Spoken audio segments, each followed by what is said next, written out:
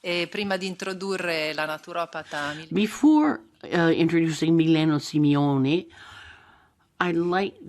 she's going to introduce the work that SALUS published in 3 languages. It was written by Milena and Dr. Donzelli. It's better food to enhance the immune system. It's a very rich book with invaluable information that I recommend to all of you. Today, Milena will talk about the lifestyle revolutions and the necessary changes to promote healthy longevity in Europe. Thank you, Daniela. Grazie Alberto per tutta la forza. Thank you, Albert, for all the effort that you've put in and the bravery that you've shown. I'm honored to be able to speak after you, and so thank you. Now, of course, we heard about the interesting things we've heard. What is this revolution? It's a very strong term. I mean, look at what is happening. The earth that is turning, or even rotating, a radical change that all of us must not wait. If we start practicing these changes, we can know what we're truly asking people to do. If we don't have a clear idea, we can't do it. We all need to move in the same direction. We all have the right to live on a healthy planet and to keep in mind that simple daily lives can make us freer men and women to have daily health, reducing our dependence on a system, because it will change the quality of life. So the change of paradigm is more necessary than ever today. We're not saying anything new. Even 400 years BC, there was traditional European and Mediterranean medicine that can make the difference. There are 3 phases of my contribution. First of all, we talk about an intervention on lifestyles, not only be preventive, but curative. So preventing and eating to heal the problems.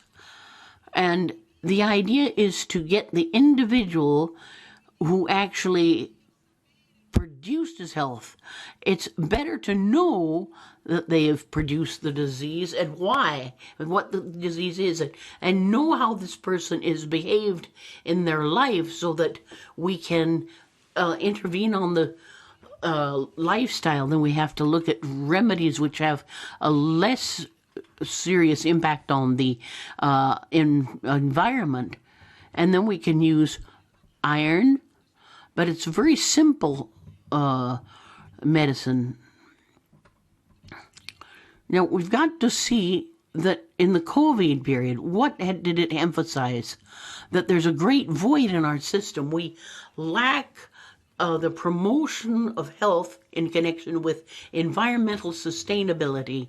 We need to create this change of paradigm that Dr. Donzelli highlighted, which is to try to get the root cause and stop concentrating on disease but health.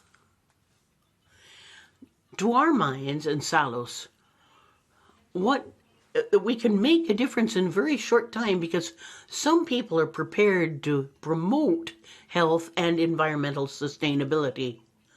This is crucial. Now, in the contribution from Eurocom, so many traders working in traditional and medicine food supplements, we need to recognize this invaluable source and see the advantages for health and give the proper recognition to all those people working in health promotion, to not fall back into the trap that Dr. Donzelli mentioned, that might undermine our sector if we are not cautious.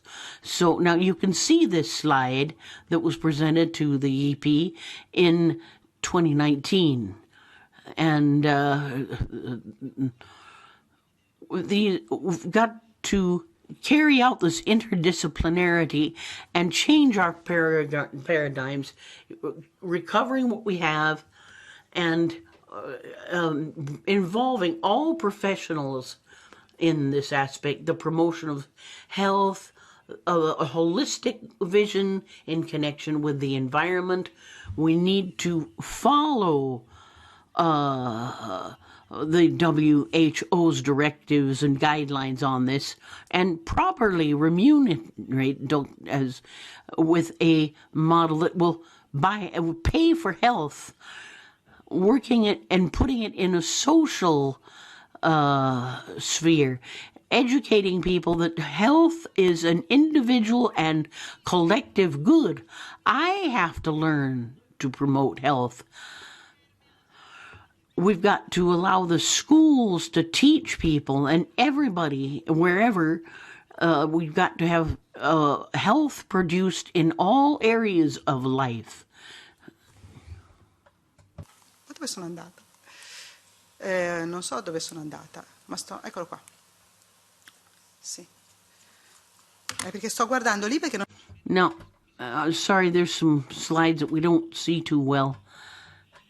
Does the speaker. Quindi possiamo fare la differenza.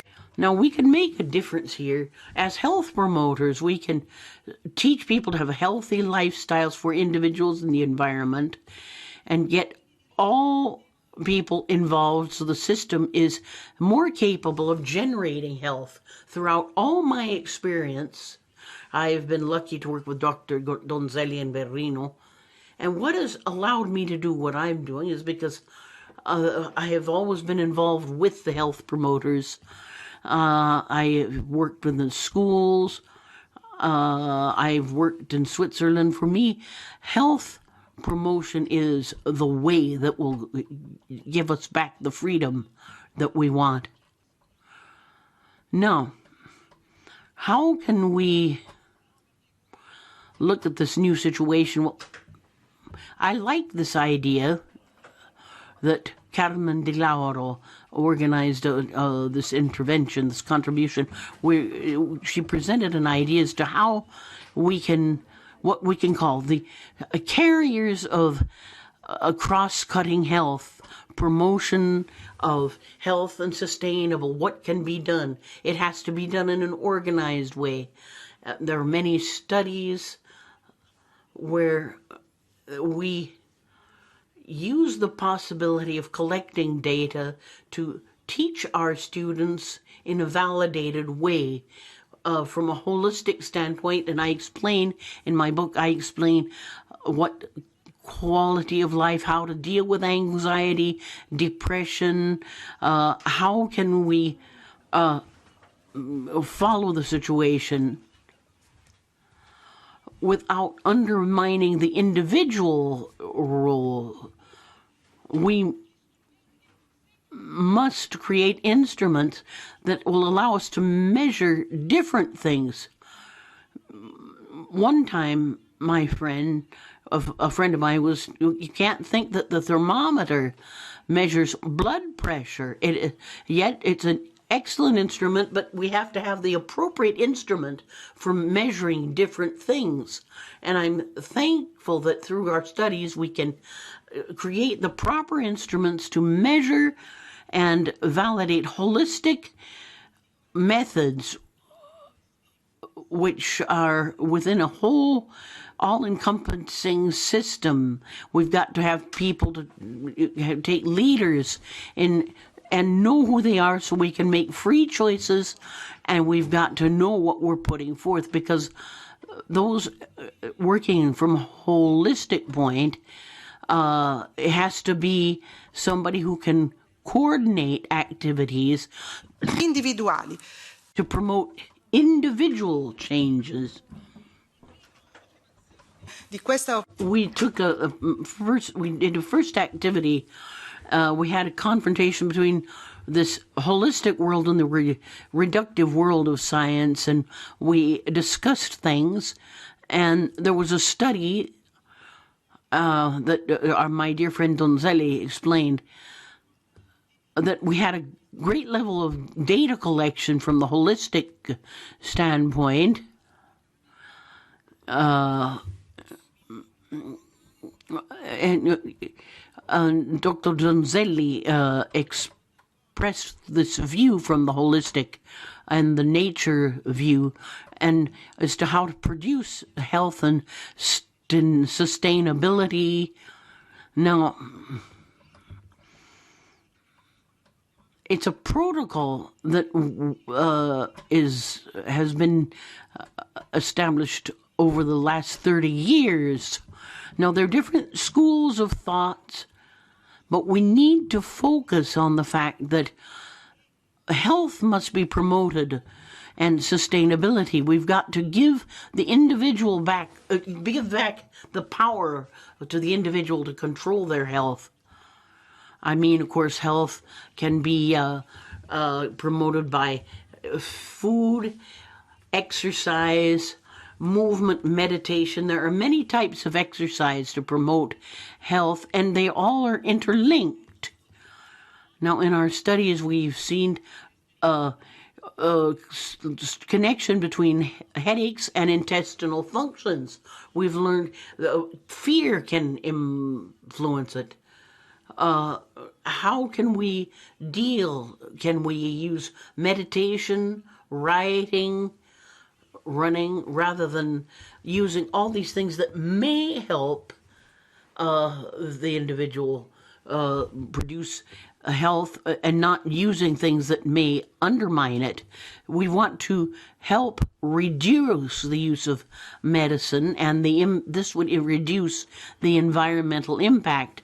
So what improves the individual human health will also improve the health of environments. There's certain medicines that are for headaches, but as our friend Hippocrates, we must not separate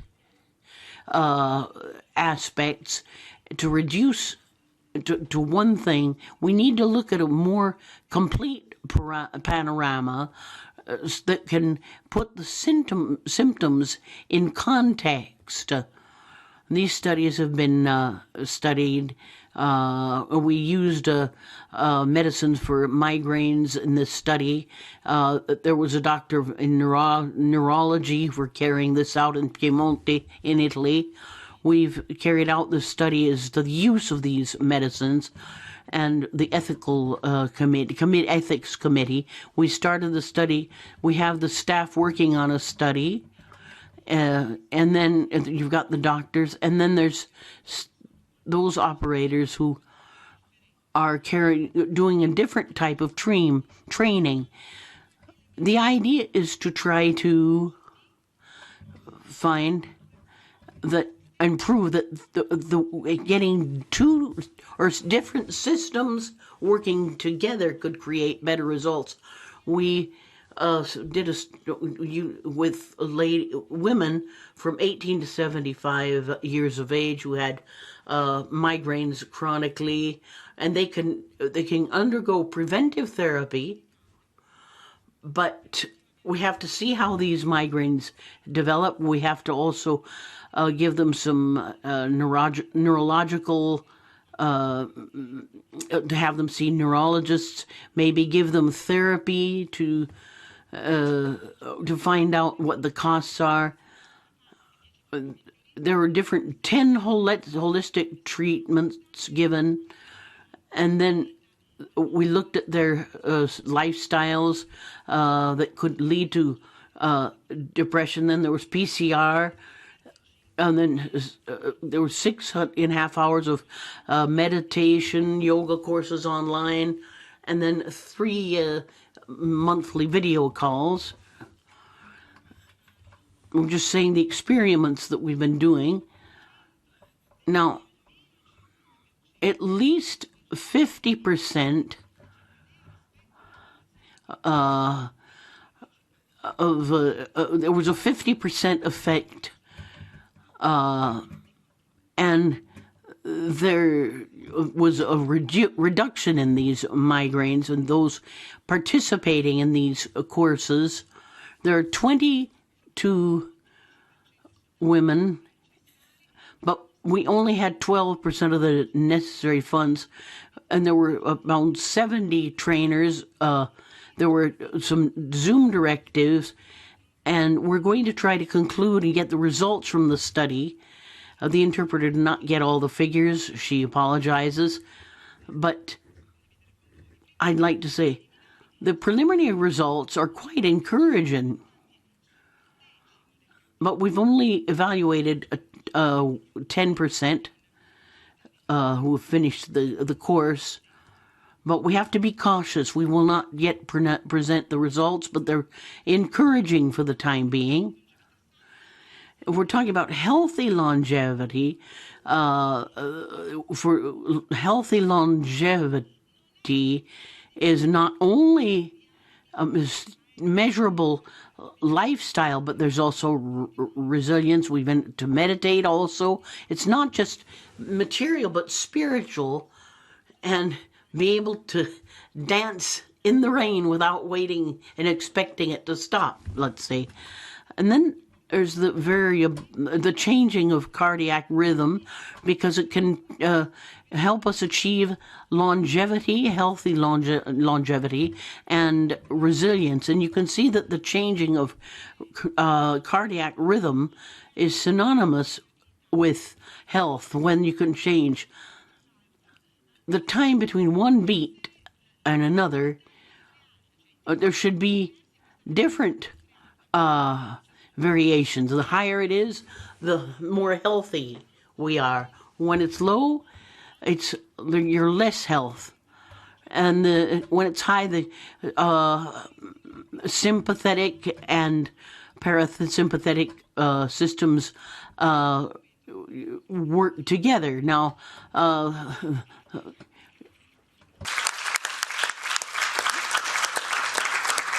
è bassa quando c'è ipertensione, quando c'è obesità. Now, when there's high blood pressure, if you've got diabetes, if you're obese, the variability is low. And in 419 studies, but if there's chronic inflammation or chronic stress, this variation is low. Or also when there are social difficulties, but it's high when we eat whole foods. The Mediterranean diet is very much based on vegetables, and we discussed this last night. It's high when we are compassionate, if you have the proper breathing techniques, when you do manual work. Quando c'è meditazione, quando c'è... If there's therapy, if there's meditation, the variability is higher. There's another study, before or after. It's maybe it's not as significant, but it's a study on well-being and wellness. We will be collecting data in a very scientific way of the effects of European Mediterranean medicine, a lifestyle, and manual techniques to see how they affect health. We'd like to do something else. We have to do it together. We'd like to have the possibility to put health promotion and environmental sustainability at the political level, and acknowledge the need for health promoters. And the idea would be to have health promotion present 50% of the budget. We'd like to carry out experiments where health authorities are based on the results of achieving healthy longevity for citizens. We must evaluate the contribution of promotion of health and sustainability, because we want to make sure that this work is effective, and because often for example, certain contributions to not smoking has actually led to the opposite result. We need to cooperate together.